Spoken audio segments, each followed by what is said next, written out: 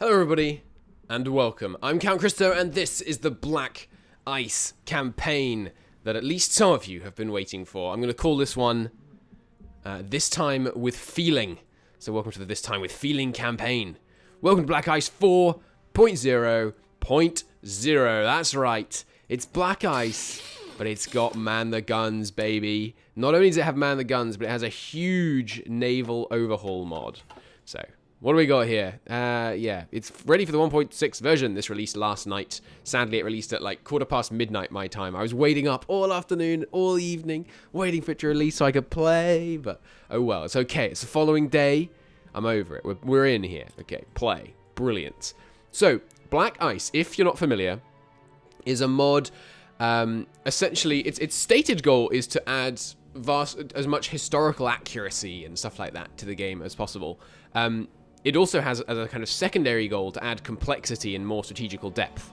I'm not a big history nerd, like, not to degrade those that are, I don't mean nerd in a negative way, but I'm not hugely bothered with it all being like perfectly historically accurate, but I am a big complexity guy, so I'm super excited about the fact that this mod has been updated because it does make things vastly more complicated. Let me give you a couple of examples.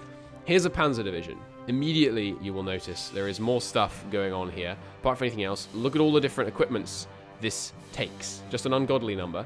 Also, 10 support companies. Also, a much larger variance of the different things that you can have in here. Semi-motorized infantry, for example. We have in the artillery regiment, we have loads of different types of artillery. You've got mountain artillery. You've got motorized mountain artillery. You've got all kinds of extra stuff in here, which is very cool. We've got motorized anti-tank and then just normal anti-tank. Although that's actually, of course, been added into the base game now, interestingly, now I think about it. So that's, yeah, lots more complexity in terms of division design. And you haven't seen the half of it. You know, this is a coastal artillery battalion, which can't move, essentially. So you can build them and then put them in your ports, and it's like you've built huge coastal artillery batteries. The technology tree is, of course, much, much larger. We will look in much more detail at all of this madness later on. Here's the Luftwaffe tree. Good God. So yeah, it's much, much more complicated. You know, the industry tree, here we go. Yeah, it's complicated, and it's very good, and it will be lovely. So then we can look at the Navy.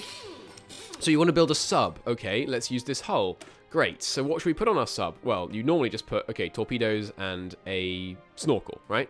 Oh, no, no. In this one, choose your range, which will affect how much fuel it carries, basically. But if you have a larger amount of fuel on board, you're going to be slower, and you're going to have, you're going to be more visible. Then choose your damage control module, all that kind of stuff. Then choose your engine. And when I say choose your engine, this looks like a choice from two things. Oh, baby, but it's not. You actually choose the horsepower of your engine, which has a huge impact on there. And then you're going to choose your sonar, and then you're going to choose your stealth module, and then you're going to choose your torpedoes. Do you want light torpedoes or heavy torpedoes? You think this is a binary choice? You haven't been paying attention. The heavy torpedoes, you choose the number of tubes. It's mental. There's a lot of complexity here, and I'm very happy about it. Anti-aircraft machine guns are pretty simple. Let's have a 102 deck gun. Okay, that actually is a simple choice. But if you're on a capital ship, let's put a deck gun on. Oh, okay. We'll have 2 triple, 2 twin, 2 quad, 1 twin. Okay. Oh, you thought that was just a choice of friggin' 12 options? No, no, no. You now have to choose the caliber of your gun. Adaway's gonna love this. You actually choose the caliber of each freaking gun. That's so cool. Okay, next, aircrafts. These I think are actually pretty similar. Never mind. You gotta choose how much maintenance, fuel capacity. Do they have a drop tank or not? A drop tank is a fuel tank that you use essentially to get yourself somewhere, and then you drop it, and you can fly back, and that allows you to go much further because you're using less fuel on the way back. We do that. We want light cannons, airframe, canopy, engine, ammo capacity, air intercept, radar. Goodness gracious me. And I assume if we were doing a naval bomber, there'd be extra stuff. Yeah, that's all different. And there's about 100 different models of planes that you can invent. It's absurd. What have we missed? Okay, yeah, so resources. Resources have been overhauled. You store all resources now. It's not just fuel. It's chromium, steel, tungsten, aluminium, and rubber. You build... Oh, by the way, there's a ton more buildings. You build rubber storage, chromium storage, steel storage, aluminium storage, all that good stuff.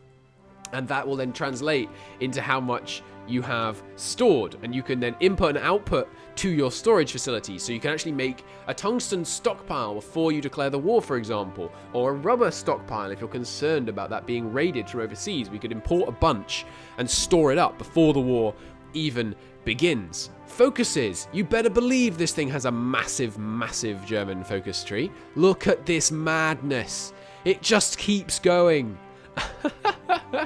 It's absurd. And I love it. Look at this. Look at this stuff. Do you want to divert resources towards synthetic stuff? I think that's the... does anyone else want to divert resources to synthetic resources? Synthetic production, that is. So, equipment production. Holy Christ, you have to produce about half of these just to deploy an infantry division. And we're going to have to deploy them in the right ratios. Oh, baby, am I looking forward to that. Decisions, you want more decisions? We got more decisions. You want to do military parades in the capital that your political enemies might attack. You want to have motivational speeches being held. You want to influence foreign policy with industry investments. You want to train your workforce, build regional anti-air. You want to check out... All right, what haven't we seen in the research? Yeah, it's the infantry research alone. It's pretty complicated. I mean, do we need to invent flamethrowers? Or should we be concentrating on upgrading the dynamite that we're using? Our explosive teams. The doctrines are mostly the same, but everything else is freaking nuts. Naval tree, overhauled. Not hugely overhauled. This will be relatively simple. There is some increased complexity in radar invention, which I really like, because it's very different to invent a radar that you're going to use on land and a radar that you're going to use at sea. Here's our logistics screen. We've got, as I said, just, oh my goodness me, a lot of freaking different equipment. There's also railway guns. There's also, like I've said, a whole bunch of stuff you can build military police stations, supply depots. You can capture enemies' research centers. So, for example, if someone were to take Berlin, if we take a look here at, I think it's West Berlin. No, East Berlin. Here it is. It's in Brandenburg. There's a research center here. If someone captures this place, they get, we lose a research slot, and they get a research bonus, which is pretty cool. What else haven't I touched on? Oh, yes, of course, it's not just the German focus tree. All of these other focus trees have got freaking huge as well. And also, there's a new mechanic called Allied Anger, which you see here. The higher this gets, the cheaper it is for the Allies to intervene in a war against us. And did I mention that the political side is freaking massive and fully overhauled? Look at this madness, it's great. You can choose loads of different things in here, and we'll go through this all in the future. This is the police state one. We're immediately going to cease being a police state, which I think is quite funny, because it will help with our weekly stability.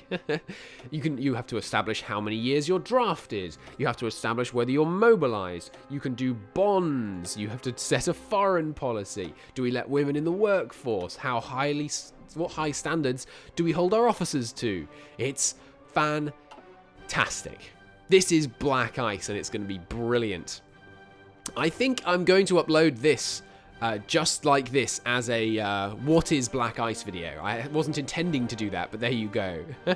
Don't worry, there will be episode 1 of this series releasing simultaneous with this video. But this has been your introduction to Black Ice. It's a fantastic mod, which is very, very good fun. It's not for the faint of heart. It's quite complicated, but it is extremely good fun. Let me give you one example of the kind of in-depth choices you make in this mod. One more example.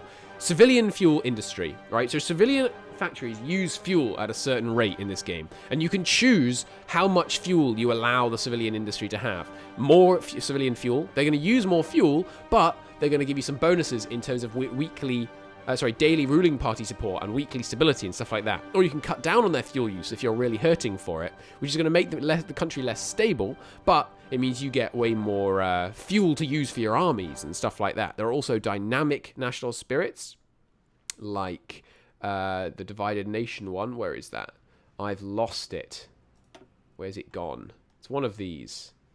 Maybe it doesn't set. Yeah, there it is. Varied nation. Depending on your stability and war support, you either fall into chaos or become homogenous. Obviously, being homogenous is helpful in terms of political power and fighting its subversive activities. The map has also been overhauled to a certain extent, I think. Maybe I'm wrong about that, actually. This does look quite similar. It certainly has to a certain extent, because cities are now individual areas. You can see that East and West Berlin, Warsaw, Paris, Versailles, London and South London are all individual states. It's also overhauled how lots of the events in the game work.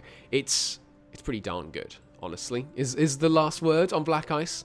Thank you for watching the video about the introduction to Black Ice. I will be doing a campaign, as I mentioned at the beginning, called the This Time With Feeling campaign, because we played Black Ice once before. Look forward to seeing you for episode 1 of that. Thank you very much for watching, and I'll see you in the series where we'll really dive into actually using some of these wonderful mechanics that I've just shown off. Bye-bye.